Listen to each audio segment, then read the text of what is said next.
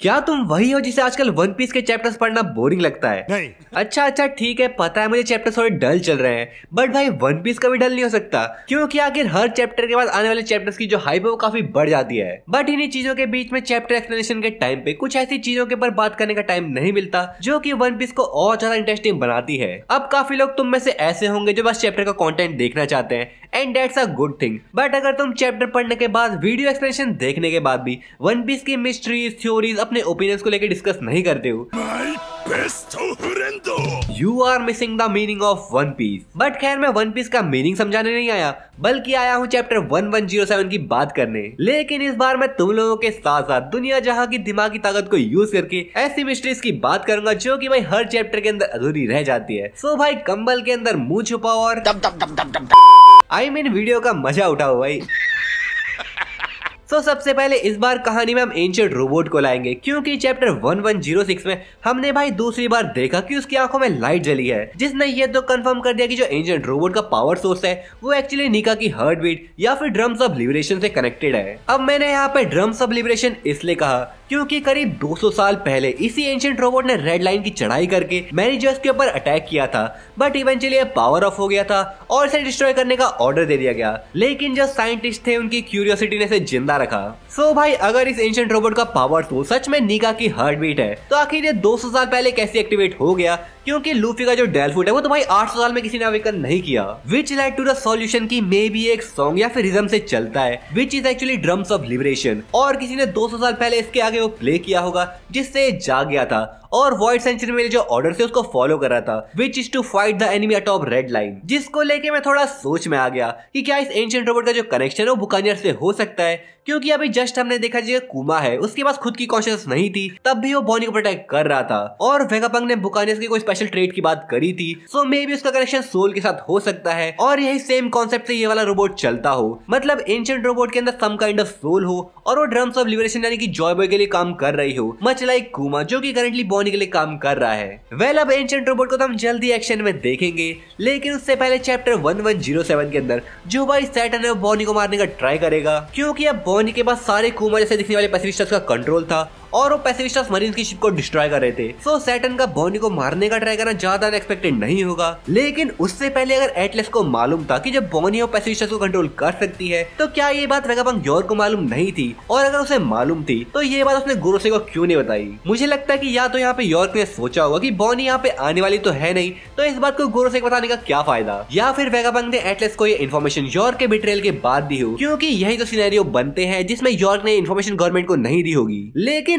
एक मिनट, कुमा जैसे तो भाई अपना एसबीआर भी दिखता है, तो क्या बॉनी भाई उसे भी कंट्रोल कर सकती है? आई मीन एसबीआर है तो कुमा का चाइल्ड फॉर्म, बट कभी ना कभी बड़ा तो होगा ही, क्योंकि टेक्निकली जो सेराफिन्स है वो लिविंग बीइंग्स हैं, सो उनकी ग्रोथ होना नॉर्मल है और उनका स्ट्रॉन्ग बनना भी। सो एसबीआर का कंट्रोल बॉनी के पास होना कोई शॉकिंग चीज नहीं होगी, क्योंकि अभी तक हमने उन दोनों का इंटरेक्शन एगेड में नहीं देखा है, और जो बॉनी है वो कुमा के साथ तो नहीं रह सकती, क्योंकि एगेड के बाद प्रोबेबली उसकी डेथ हो जाएगी। सो भाई अगर ऐसा होता है तो ये चीज सही होगी कि कुमा के बदले एसबीआर उसके साथ रहे, क्योंकि सेराफिन्स के अंदर उनकी ओरिजिनल बॉडी की जो फीलिंग्स और इमोशंस होते हैं, जिसको भाई स्नेक ने कंफर्म कर दिया था। सो एसबीआर का गोरोसे के ऑर्डर्स को फॉलो ना करके भाई बॉनी के ऑर्डर्स को मानना ज्यादा शॉकिंग नहीं होगा। हाँ, सैटर्न के लिए हो सकता है, क्योंकि भाई अगर ऐसा हुआ फिर तो लिटरली एगेड में फाइट करने वाला कोई नहीं बचेगा। किज़ारू चाहे अभी सीरियस होकर फाइट कर रहा है या फिर नहीं, बट हमने देखा कि लूफी के जो पंचेस है उसका असर उस पर काफी अच्छा हो रहा है, और वो कितनी देर तक डाउन पड़ा था। ऊपर से अब शोर लाइन पे जायंट वॉरियर पायरेट्स आ चुके हैं, तो अब ये जो एगेड की पूरी फाइट है वो भाई स्ट्रॉ हेड की साइड झुक चुकी है। और अगर एंशिएंट रोबोट चैप्टर 1107 में उड़ गया, फिर तो भाई तुम कह सकते हो कि ये जो बैटल है वो काइंड ऑफ 60% स्ट्रॉ हेड की तरफ चले जाएगी। अब देखो, ना मैं किज़ारू को कम समझ रहा और ना सैटर्न को, क्योंकि भाई इस बंदे ने अभी तक लिटरली एक भी नेम अटैक यूज नहीं करा है, और मुझे लगता है कि जो सैटर्न है वो काफी पावरफुल है। लेकिन अगर तुमने नोटिस किया हो तो भाई सैटर्न के पास रीजनरेटिव पावर्स होने के बावजूद भी उसके चेहरे पे कुछ स्कार्स हैं जो कि बैटल से मिले होंगे, जिसका मतलब सैटर्न इंजर्ड तो हो सकता है। सो मे बी एडवांस कॉन्कर साकी या फिर यो को यूज करके भाई सैटर्न डैमेज ले पाए, जो कि दोनों लूफी को यूज करना काफी अच्छे से आता है। तो यहाँ पे सैटर्न को हराना भाई इम्पॉसिबल तो नहीं है, क्योंकि मुझे लगता है, मुझे क्या भाई बहुत लोगों को लगता है कि जो सैटर्न है वो गोरोसे के अंदर सबसे वीकेस्ट है, क्योंकि एक तो उसके मैजिक सर्कल में नंबर 5 लिखा था और प्लैनेट्स के अकॉर्डिंग वो नंबर 5 पे आता है। सो मे बी ये जो नंबर है वो गोरोसे की स्ट्रेंथ को इंडिकेट करता हो, और अगर ऐसा है फिर तो भाई एगेड के अंदर सैटर्न की डेथ के जो चांसेस वो काफी हाई है, क्योंकि देखो गोरोसे वाला जो सिस्टम है वो कहीं ना कहीं स्काइपिया के एनएल और ड्रेसरोसा के डो फ्लेमिंगो वाले सिस्टम से मैच करता है, जहाँ पे एक गॉड है और उसके 5 कमांडर्स हैं। हाँ भाई, एनएल के केस में हमने 4 लोग देखे थे,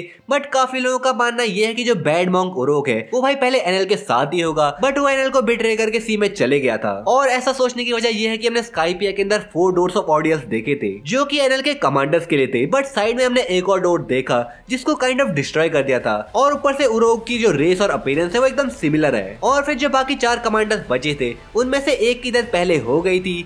सेम केस यहाँ पे डोफी के साथ भी था, जहाँ पे 5 कमांडर थे जिसमें से एक की डेथ पहले हो गई थी और एक बिट्रेयर था जिसको लोग डॉन कीहोटे रोजिनांटे के नाम से जानते हैं। सो क्या ये कहना गलत होगा कि ईमूअर्स के 5 कमांडर्स गोरसे के केस में भी ऐसा हो सकता है, जहाँ जो वीकेस्ट यानी कि सैटर्न्स की डेथ पहले हो जाए और अगर हम इस सीन को फॉलो करें तो मे बी एक बंदा भाई यहाँ पे बिट्रेयर निकले और मे बी वो बंदा यहाँ पे जुपिटर हो सकता है, क्योंकि एक तो सबसे जवान दिखता है और उसने ईमू के डिसीजन लुलुशिया किंगडम को डिस्ट्रॉय करने में थोड़ा ऑब्जेक्शन खड़ा किया था। और उसके साथ साथ उसने ये भी पूछा था कि आखिर गवर्नमेंट ने लूफी के डेल्फुटस का नाम क्यों चेंज कर दिया था। सो वेल, इस चीज को भी साइड में रखते हैं कि बिट्रेयर कौन होगा भी या फिर नहीं, लेकिन सैटर्न के मरने वाली चीज भाई सच हो सकती है, जो कि सारे के सारे वन पीस फैंस भाई जरूर देखना चाहेंगे। और अगर ऐसा नहीं हो रहा तो क्या एक और एडमिरल यहाँ पे एकेड में आ सकता है? ऐसा भाई मैं नहीं कह रहा, ऐसा तुम में से कुछ लोग कह रहे थे, क्योंकि यहाँ पे एकेड की जो फाइट है वो एकदम वन साइड लग रही है और ऊपर से यहाँ पे जो वाइस एडमिरल्स आए हैं उनमें भाई बिल्कुल दम नहीं लग रहा। और ऊपर से लोगों का तो यहाँ पे ये मानना है कि जो लूफी है वो मोस्टली 40-50% पे फाइट कर रहा है गियर 5 के अंदर, क्योंकि जब उसने किजारू से फाइट करी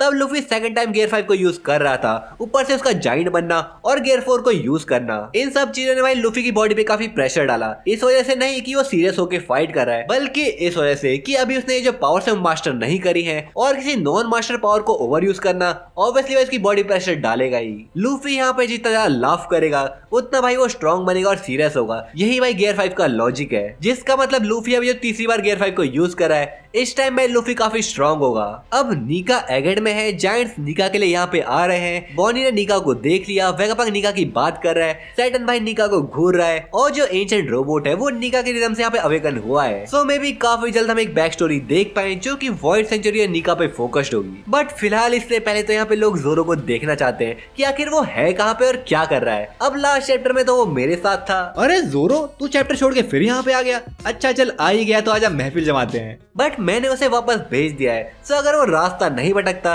तो भाई चैप्टर 1107 के अंदर हम उसे वापस से देख पाएंगे। काफी लोग थोड़ा कंसर्न थे कि किजारू की लेजर्स खाने के बाद सांजी वगैरह लोग ठीक होंगे क्या। सो पहली बात तो सांजी की चिंता करना भाई छोड़ दो, dude has regenerative powers. Franky भाई इतना भी वीक नहीं कि लेजर खाने से वो डाउन हो जाए, उसने भाई इससे ही बुरे दिन देखे हैं। Both of them can easily fight anyone, और एनीवन से मेरा मतलब है एनीवन। सो यार बातें करने को तो मेरे पास और भी काफी कुछ है, लेकिन अभी तबीयत थोड़ी डाउन है तो और नहीं बोल पाऊंगा। अगर तुम्हें वीडियो पसंद आई है तो क्या मैं हर चैप्टर के बाद ऐसी मिस्ट्रीज, थ्योरीज और क्वेश्चन से भरी हुई एक वीडियो लाऊं? मुझे यार कमेंट करके जरूर बताना। मिलता हूँ आपसे अगली वीडियो, तब तक के लिए सायोनारा।